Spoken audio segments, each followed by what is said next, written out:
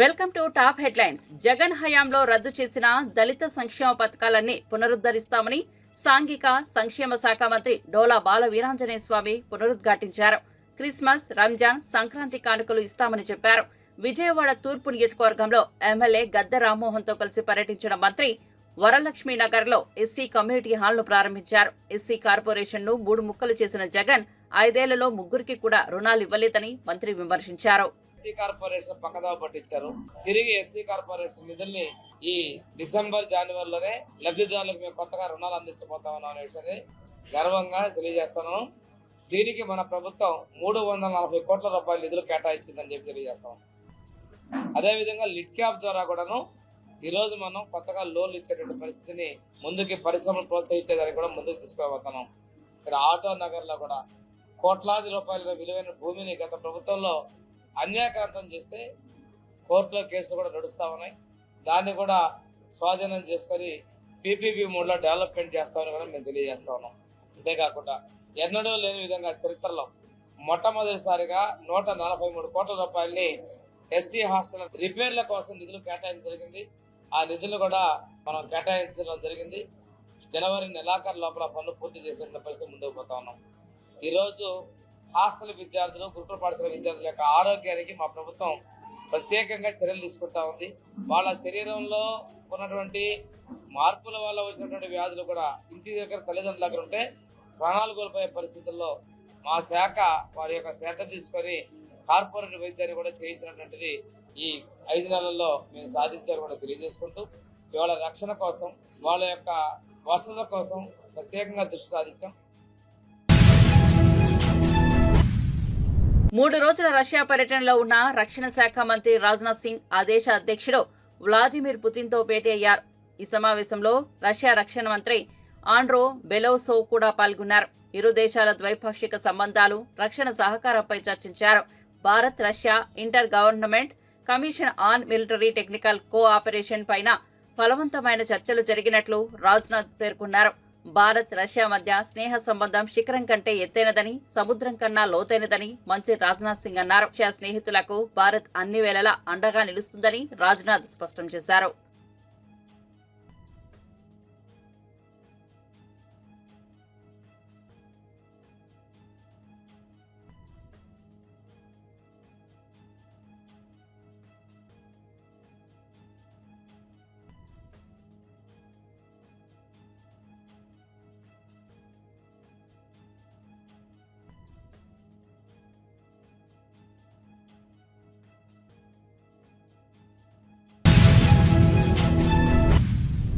ప్రజావాణిపై తెలంగాణ ఉప ముఖ్యమంత్రి మల్లు భట్టి విక్రమార్క కీలక ప్రకటన చేశారు. ఎన్ని ఇబ్బందులు వచ్చినా ప్రజావాణి కార్యక్రమాన్ని కొనసాగిస్తామని స్పష్టం చేశారు.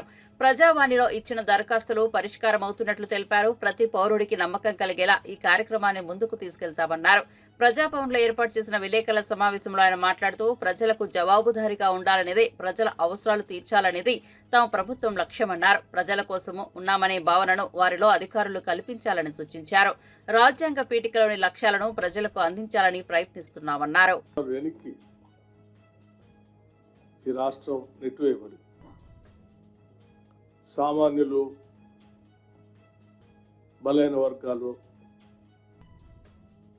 లేకపోతే భావస్వేచ్ఛ కావాలని కోరుకునేటువంటి వాళ్ళు, వారి ఆలోచనల్ని పంచుకోవాలని కోరుకున్నటువంటి వాళ్ళు ఎవరికి కూడా స్థానం లేకుండా ఈ ప్రభుత్వం ఒక రకమైనటువంటి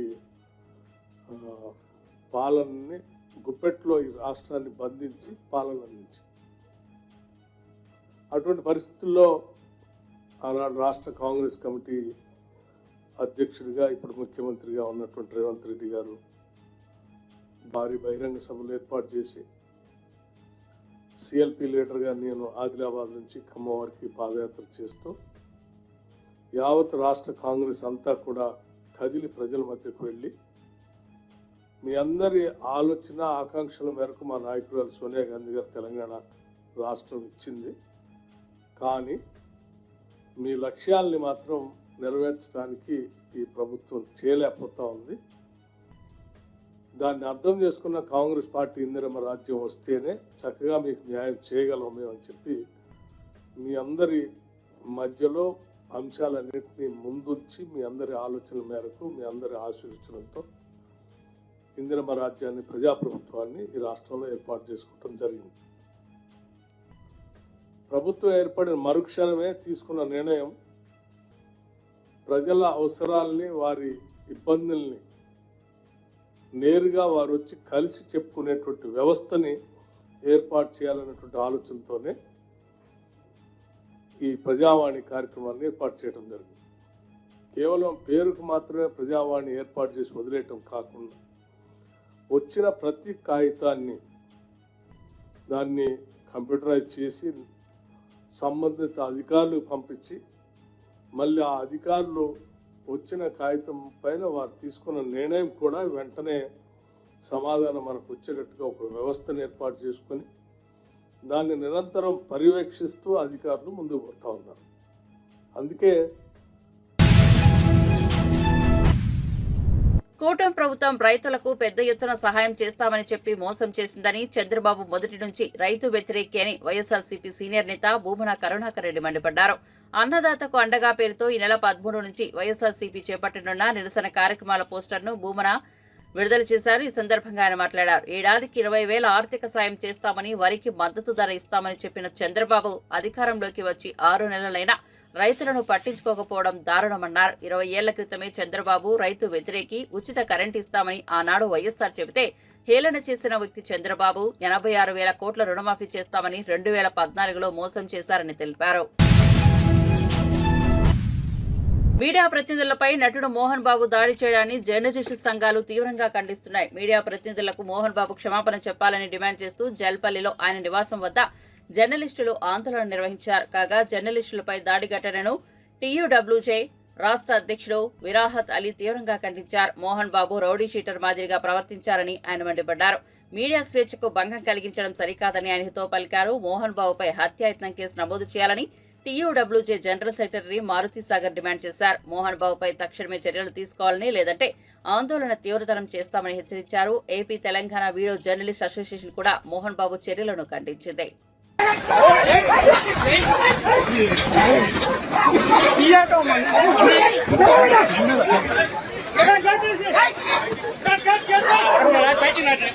కెమెరాలని వాళ్ళు ఓటీ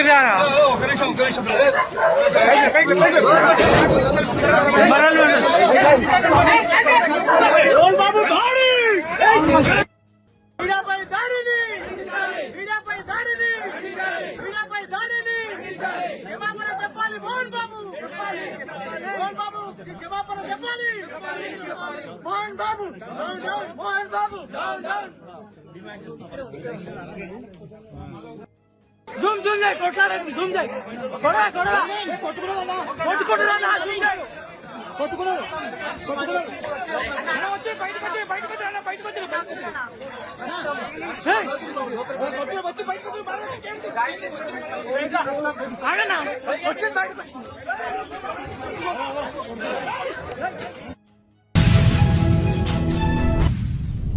ఏపీలో అసలు ప్రభుత్వం ఉందా?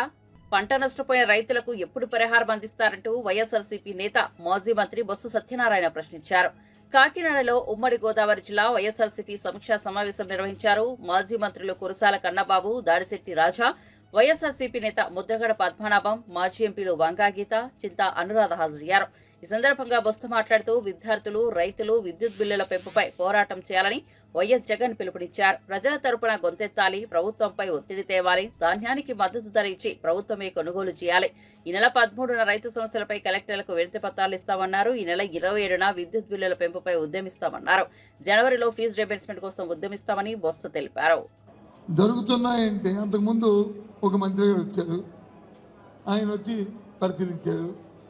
ఏవో అక్రమంగా ఉన్నాయి ఇవన్నీ రాష్ట్రం ఏమని చెప్పి కొన్ని సీజ్ చేశారు, కొన్ని తీసుకున్నారు. అంటే అవన్నీ మళ్ళీ సిప్పాలకి ఎక్కిపోయేవి కదా, సిప్పాలకి ఎక్కిపోయి చెప్పండి, ఎక్కిపోయి చెప్పు కదా. నా వరకు నేను అంతకుముందు ప్రశ్న నా వరకు ఆయన వచ్చింది ఏంటంటే ఇక్కడ జరిగిపోతాను కాదు, ఆయన పార్టీ మంత్రిగా దాని మీద నమ్మకం లేక ఆయన వచ్చాడు. ఇది జరుగుతున్నాయి. నిజంగా మీ అందరూ గుండె మీద చేసి చెప్పండి, అధికారులు ప్రభుత్వం తాలూకా ప్రమేయం లేకుండా చెప్పే ఆమె ఆ పడవ ఎక్కువ బియ్యం నడుచుకొని చెప్పండి. అంత అమాయకులు చెవులో పంపిడి చెప్తారా? ఇంకోటి ఇంకో విషయం అడగండి.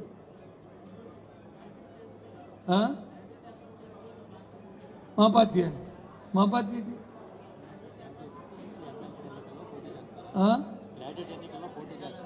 ఎన్నికల్లో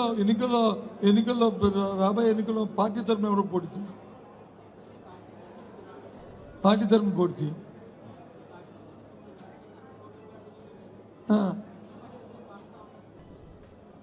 అలా ఉంది పరిస్థితి, అలా ఉంది ప్రజాస్వామ్యం అంటే ఎంత అపహాస్యం చేస్తున్నారో ఆలోచన చేయండి.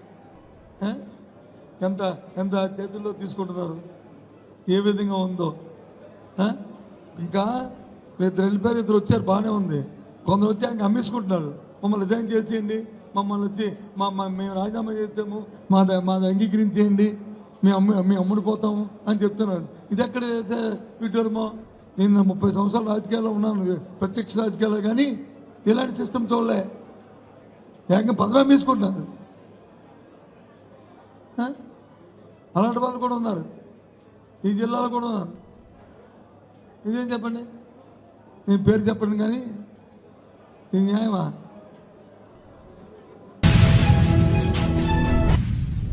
టాలీవుడ్ సీనియర్ నటుడు మోహన్ బాబు తన నివాసంలోకి ప్రవేశించిన మీడియా ప్రతినిధులపై దాడికి దిగడం పట్ల సర్వత్రా విమర్శలు వ్యక్తమవుతున్నాయి. ఈ అంశంపై ప్రజాశాంతి పార్టీ అధ్యక్షుడు, ప్రముఖ శాంతి ప్రబోధకుడు కేఏ పాల్ కూడా స్పందించారు. మోహన్ బాబు అయితేనేం, ఇంకెవరైతేనేం మీడియా ప్రతినిధులపై దాడి చేయడం సరికాదని వ్యాఖ్యానించారు. ఎంత పెద్దవాళ్లైనా సరే మీడియాపై దాడి చేయడం అనేది గౌరవమని పేర్కొన్నారు. మోహన్ బాబు మీడియా ప్రతినిధులపై దాడికి దిగడాన్ని తాను తీవ్రంగా ఖండిస్తున్నట్లు చెప్పారు. ఈ ఘటనపై మోహన్ బాబు వెంటనే క్షమాపణ చెప్పాలని కేఏ పాల్ డిమాండ్ చేశారు. మీడియా రిపోర్టర్స్ పై జరిగిన దాడిని నేను తీవ్రంగా ఖండిస్తున్నాను. ఎవరైనప్పటికీ, ఎంత పెద్దవారైనప్పటికీ, మోహన్ బాబు గారు కావచ్చు, ఇంకొకరు కావచ్చు, మీడియాపై దాడి చేయడం అన్నది చాలా ఘోరం. అది కనుక తక్షణమే మోహన్ బాబు గారు క్షమాపణ చెప్పాలి. అలాగే ఈ చాలా దాడులు ఎక్కువైపోతున్నాయి మీడియా మీద, రాష్ట్రం అంతా, దేశమంతా. కొందరినైతే జైల్లోనే పెట్టేస్తున్నారు. దీని కొరకు ప్రజాస్వామ్యంలో మీడియా బ్రతుకుంటేనే మనం బ్రతుకుండేది. దయచేసి ఎవరు ఎమ్మెల్యేలు కానీ, ఎంపీలు కానీ, సర్పంచ్లు కానీ ఎవరు కూడా మీడియా రిపోర్ట్స్ మీద ఈ రోజు నుంచి దాడి చేయకండి. God bless you.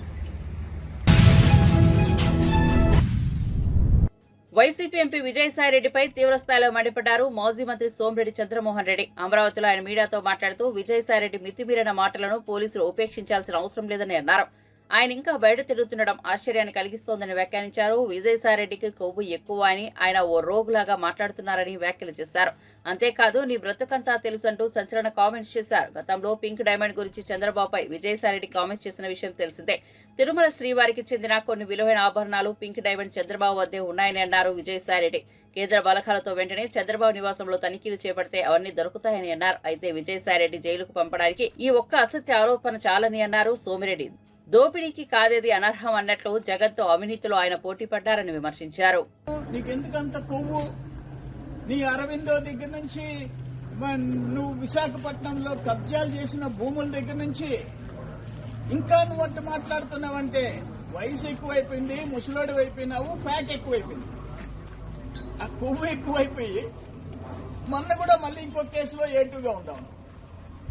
ఈరోజు కాకినాడ పోర్టు నుంచి బియ్యం ఎగుమతి దగ్గర నుంచి అన్నిట్లో నీదే హ్యాండ్ వెనకుండి నీకు సంపాదించిన డబ్బు చాలా ఏటుగా ఉండి, ఏటులో జగన్మోహన్ రెడ్డితో కూడా జైల్లో ఉండి మరింత ఎక్స్పీరియన్స్డ్ అయిపోయినావు దోచుకోవడంలో. ఈరోజు నేనేమంటానంటే, మా గవర్నమెంట్ ఇంకా నిన్నెందుకు బయట పెట్టింది? ఒక్కటి చాలు, పింక్ డైమండ్ ఒక్కటి చాలు. ఇప్పుడు చేసిన అరాచకాలు మొత్తం, భూ కబ్జాలు, రేషన్ బియ్యం ఓడరేవుల్లో ఎగుమతులు, అన్నిట్లో మీరే. అరవిందో ఫౌండేషన్ దగ్గర నుంచి ఎన్ని అక్రమాలు, ఎవరు అరవిందో? అరవిందో వియ్యంకుడు ఎవరు? ఇది నేనేమంటానంటే నేనైతే డైజెస్ట్ చేసుకోలేకుండా విజయసాయి రెడ్డి మాట్లాడే వాగుడు మేము డైజెస్ట్ చేసుకోలేకున్నాం. డీజీపీ గారు ఏం చేస్తున్నారో అర్థం కావటంలే. ఇటువంటి వాళ్ళని సహించకూడదు అని చెప్తుండ. అంత కొవ్వెక్కి నువ్వు నీ బతుకంతా అవినీతి, దోపిడీ, అరాచకం. అటువంటి వాడు ఒక ముఖ్యమంత్రిని పట్టుకుని మర్యాద లేకుండా, గౌరవం లేకుండా, ఏ క్రూయల్ మైండెడ్ రోడ్డు పోయే రోగ్స్ కూడా మాట్లాడరు. రోడ్డు మీద పోయే రోగ్స్ కూడా మాట్లాడరు. నువ్వు ఒక చంద్రబాబు నాయుడు గారు, ఆయన స్థాయి ఏంది, నువ్వేంది? నువ్వు మా జిల్లా, నా కాన్స్టిట్యున్సీ, నువ్వు తాళ్లపూడి. విజయసాయి రెడ్డి ఎవరో మా జిల్లా వాళ్ళకి, మా ఊరోళ్ళకి తెలియదు. ఏటుగా ప్రధాన ప్రతిపక్షం బీఆర్ఎస్ ను మంత్రి దామోదర రాజనరసింహ హెచ్చరించారు. ఆశా వర్కర్లను అడ్డం పెట్టుకుని ప్రతిపక్షం రాజకీయం చేస్తోందని మండిపడ్డారు. శాంతి భద్రతలకు విఘాతం కలిగిస్తే ప్రభుత్వం చూస్తూ ఊరుకోదన్నారు. తెలంగాణ అస్తిత్వాన్ని చాటిలా తాము విజయోత్సవాలు నిర్వహిస్తుంటే ప్రతిపక్ష పార్టీలు తట్టుకోలేకపోతున్నాయన్నారు. ప్రజలను తప్పుదోవ పట్టించేందుకే ఆశా వర్కర్లను రెచ్చగొట్టారని ఆరోపించారు. గత 10 ఏళ్లలో ఆశా వర్కర్ల వేతనాల పెంపుపై ఎన్నిసార్లు నిరసనలు, ధర్నాలు చేసినా పట్టించుకోని బీఆర్ఎస్ ఇప్పుడు ముసలి కన్నీరు కారుస్తోందన్నారు. బీఆర్ఎస్ ద్వంద్వ వైఖరికి ఆశా వర్కర్ల నిరసనలే నిదర్శనమన్నారు. బీఆర్ఎస్ వర్కింగ్ ప్రెసిడెంట్ కేటీఆర్, ఆ పార్టీ ఎమ్మెల్సీ కల్వకుంట్ల కవితపై బీజేపీ నేత నిజామాబాద్ ఎంపీ ధర్మపురి అరవింద్ సంచలన వ్యాఖ్యలు చేశారు. హైదరాబాద్ లో మీడియాతో మాట్లాడుతూ కేటీఆర్ కవితలకు వచ్చే ఎన్నికల్లో కుక్క కూడా ఓటు వేయదని తీవ్ర వ్యాఖ్యలు చేశారు. కేటీఆర్ ఇప్పుడు ఒక ఎమ్మెల్యే మాత్రమేనని గుర్తుంచుకోవాలని సూచించారు. తాను ఎప్పుడూ ఫైర్ బ్రాండ్నే అని మీడియా ప్రతినిధులు అడిగిన ఓ ప్రశ్నకు సమాధానంగా చెప్పారు. నా బంతి నా చేతిలోనే ఉందని, సమయాన్ని బట్టి తాను గేరు మారుస్తానని, అప్పుడే స్పీడ్ మారుతుందన్నారు.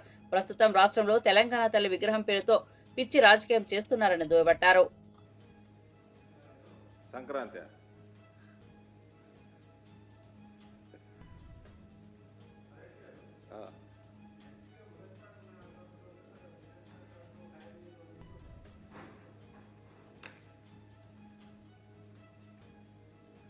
అరవింద్కి ఎప్పుడు ఏ గేర్లో బండి నడపాలనో బాగా తెలుసు.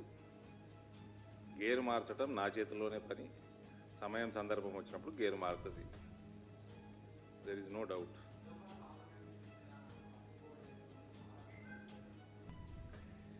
సో మన పసుపు బోర్డు యొక్క హెడ్ క్వార్టర్ని మహారాష్ట్ర తరలించే పనిలో కొందరు సీనియర్ నాయకులు, కేంద్ర మంత్రులు ఉన్నట్టు సమాచారం పేపర్లలో వస్తుంది. ఇది ఏమాత్రం కరెక్ట్ కాదు. అది అంటూ ఏ ప్రాంతం వాళ్ళకి ఆ ప్రాంతం మీద ప్రేమ ఉంటుందండి. ఎవరైనా ట్రై చేసినా దాంట్లో తప్పిదం ఏం లేదు. జిద్దు మీద పనిచేసి రైతుల కోసం కొట్లాడి, ఎంత దూరమైనా పోయి ఎవరితోటైనా కొట్లాడి మేము సాధించుకున్నాం. అది హెడ్ క్వార్టర్ కూడా నాకు పూర్తి నమ్మకం తెలంగాణకే వస్తుంది, ఇందూరుకే వచ్చే అవకాశాలు ఎక్కువ ఉన్నట్టు నాకు పూర్తి నమ్మకం. ఆ ప్రక్రియ ఇప్పుడు ఆల్రెడీ అందులో ఉన్న మెంబర్సు, చైర్మన్లు అవన్నీ కూడా జరుగుతూ ఉన్నాయి. ఎనీ టైం మనకి టోటల్ బోర్డు మెంబర్స్ అవన్నీ కూడా అనౌన్స్ అయ్యే అవకాశం ఉంది, including head quarter, regional offices అన్నీ.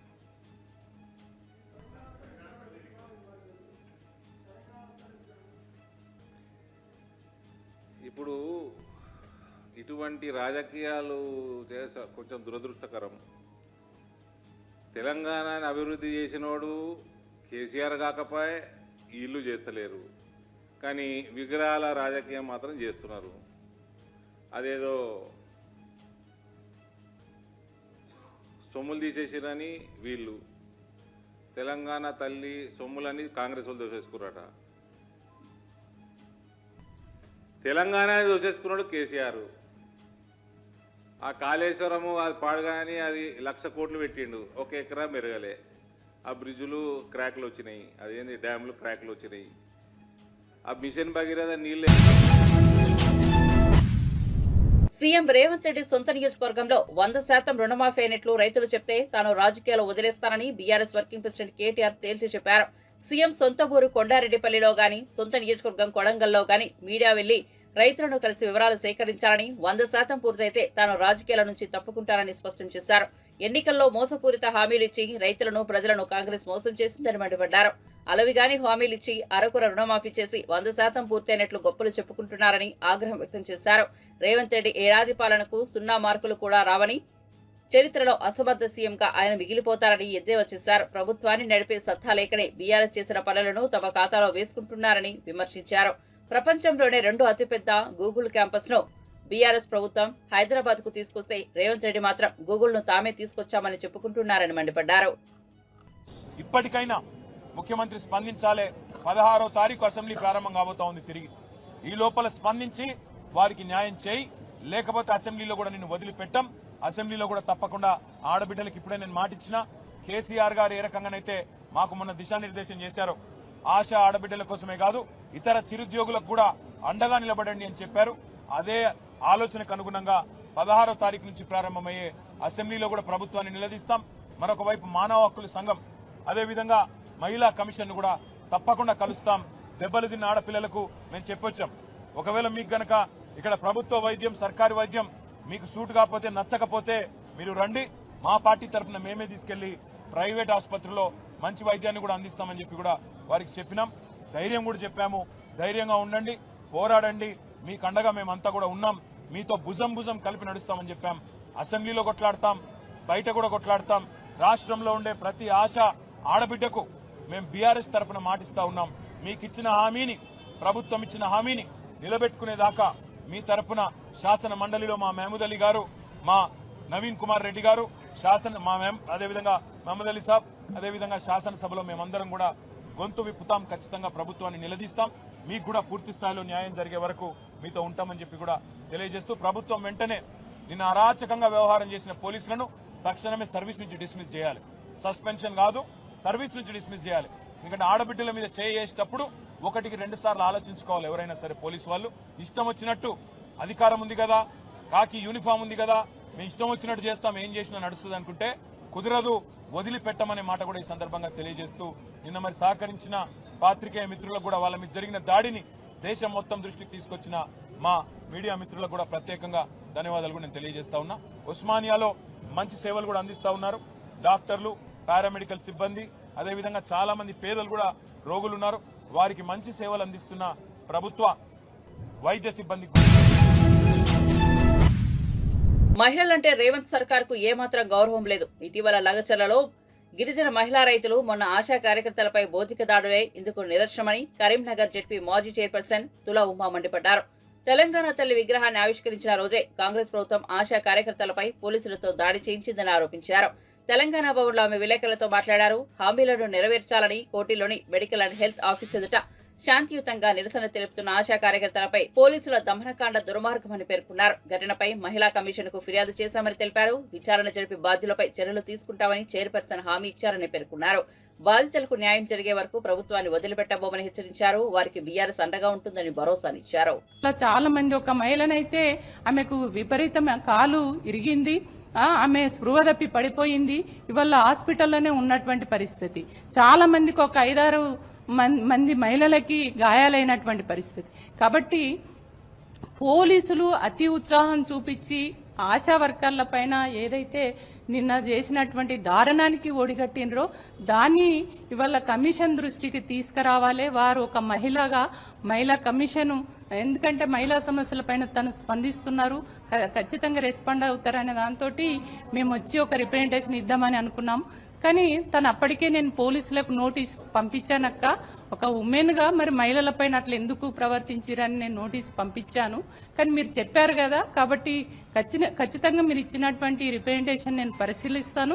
దీంట్లో నేను రాసిన దానికంటే భిన్నంగా ఇంకేమన్నా అంశాలు ఉంటే కూడా తీసుకొని మహిళలు ఏదన్నా మహిళా సమస్యలు కావచ్చు, ఇతరతర సమస్యల పైన మహిళలు కానీ ఎక్కడైనా ధర్నాలు చేసినప్పుడు ఆ ధర్నాలలో మహిళా పోలీసులు కానీ మగ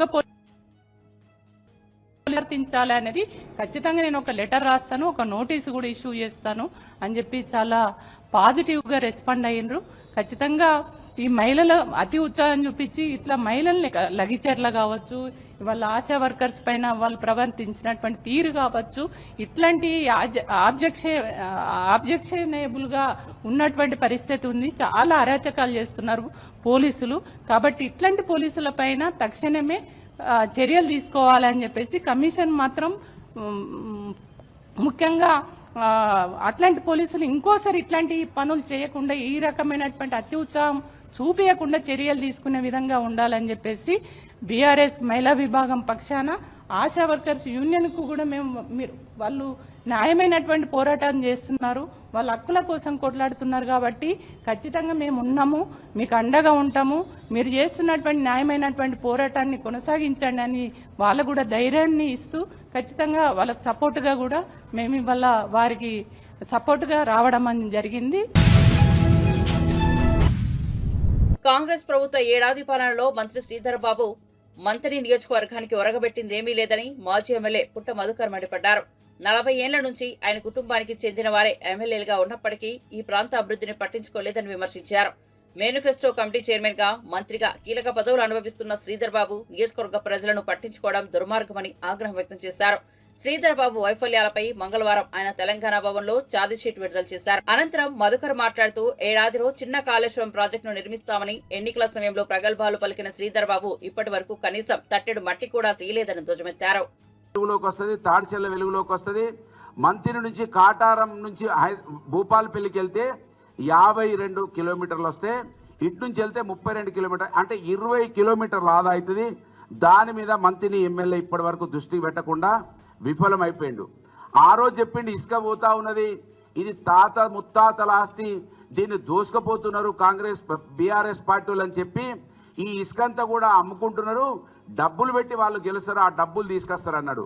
మేము డబ్బులు పెట్టలేదు, కానీ ఆయనే ఇవాళ ఎన్నికలలో 100 కోట్ల రూపాయలు ఖర్చు పెట్టి నోట్లతోటే గెలిచిండు అనేది వాళ్ళ మంత్రులు ఎవరు అడిగినా కూడా చెప్తారు. ఆ ఇసుకని ఇప్పటి వరకు ఆపలేదు, ఇంకా ఇసుక రీచులు పెరుగుతూ ఉన్నాయి. మీ ఇసుక తీసుకుపోని కానీ మంత్రి ప్రాంతంలో ఉన్నటువంటి నివాసులకు వాళ్ళు ఇల్లు కట్టుకోవడానికో, మోరి కట్టుకోవడానికో, లాట్రిన్ బాత్రూమ్ కట్టుకోవడానికో ఇసుక ఉచితంగా ఇప్పిమని చెప్తే దాని మీద ఉలుకు లేదు, పలుకు లేదు. పక్కకే ఉన్నటువంటి శాసనసభ్యుడు, పెద్దపల్లి శాసనసభ్యుడు ఉచితంగా వాళ్ళ ప్రాంతంలో ఏ అవసరాలున్నా లోకల్ అవసరాల కోసం ఉచితంగా ఇసుక సప్లై చేపిస్తూ ఉన్నాడు. ఆయన డైరెక్ట్ ఆర్టీఓని పిలిపించిండు, ఆ ఎస్పీని పిలిపించిండు. ఈ లోకల్గా నడిచే ఇసుక ట్రాక్టర్లను పట్టుకోవద్దని ఆదేశాలు ఆయన లెటర్ మీద రాసి అధికారులకు ఇచ్చి ఇసుక ఉచితంగా ఇప్పిస్తూ ఉన్నాడు పెద్దపల్లి ఎమ్మెల్యే. మరి పెద్దపల్లి ఎమ్మెల్యేకు సోయి ఉన్నది, మంత్రి ఎమ్మెల్యేకు సోయి లేకపోవడం ఇది దురదృష్టకరం. ఒక ఓటుతోటి గెలిచి పెద్ద పదవులు వస్తే అక్కడ ప్రజలకు మేలు జరుగుతుంది అనుకుంటే ఇవాళ సంవత్సర కాలం పాటు కీడు జరిగింది తప్ప మేలు జరగలేదు. తాత ముత్తాతల ఆస్తి ఆపలేదు, ఇసుక ఉచితంగా రావడం లేదు. మంత్రిలో ఇవాళ మాఫియా చెలరేగుతా ఉన్నది. ఎర్రమట్టి, ఇసుక చెరువుల పూడిక తీతలలో మట్టి దోపిడీ, పీడిఎస్ బియ్యం దోపిడీ యథేచ్ఛగా లూటీ చేస్తూ ఉన్నారు. దాన్ని కూడా ఇప్పటి వరకు ఆపలేదు. అదిన్నే పరమావధిగా పెట్టుకొని దాని మీద కూడా దాన్ని కూడా విఫలం చెందినాడు మంత్రి ఎమ్మెల్యే. అంతేకాకుండా ఇలా నేను విద్యావంతుణ్ణి, మా నాయన కూడా మాజీ స్పీకర్ అని గొప్పలు చెప్పుకుంటే అన్నటువంటి ఈ విద్యాహీనుడని నేను చెప్తున్నా. బంగాళాఖాతంలో ఏర్పడిన అల్పపీడనం మరింత బలపడింది. నైరుతి బంగాళాఖాతాన్ని ఆనుకుని ఆగ్నేయ బంగాళాఖాతంలో తీవ్ర అల్పపీడనంగా కేంద్రీకృతమైందని ఏపీ విపత్తుల నిర్వహణ సంస్థ వెల్లడించింది. రాగల 24 గంటల్లో ఇది పశ్చిమ వాయు దిశగా పయనిస్తూ శ్రీలంక, తమిళనాడు తీరాలకు చేరువగా వస్తుందని వివరించింది. ఈ తీవ్ర అల్పపీడనం ప్రభావంతో నెల్లూరు, అన్నమయ్య, చిత్తూరు, తిరుపతి జిల్లాల్లో కొన్ని చోట్ల తేలికపాటి నుంచి మోస్తారు వర్షాలు పడే అవకాశం ఉందని ఏలూరు, కృష్ణా, బాపట్ల, ప్రకాశం, పల్నాడు, గుంటూరు, ఎన్టీఆర్ జిల్లాలో అక్కడక్కడ తేలికపాటి వర్షాలు కురిసే అవకాశం ఉందని తెలిపింది.